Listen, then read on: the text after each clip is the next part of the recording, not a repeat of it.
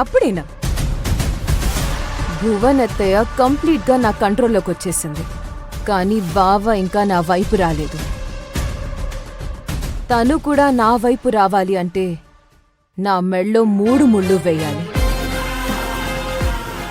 అలా జరగాలి అంటే బావ కావేరికి విడాకులివ్వాలి. నెక్స్ట్ నేను చెయ్యబోయే పని అదే. బావ కావేరికి విడాకులిచ్చేలా చేస్తాను. అర్జున్ బావని పెళ్లి చేసుకుని ఈ ఇంటికి వారసుల్ని కంటాను. అప్పుడు కథ సుఖాంతమవుతుంది. అంతా ఓకే గాని ఈ జర్నీలో నన్ను తప్పించావు కదా.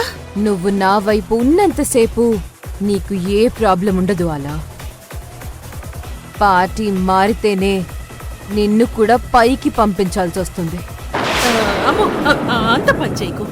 నేనెప్పుడు కూడా నీ పార్టీనే.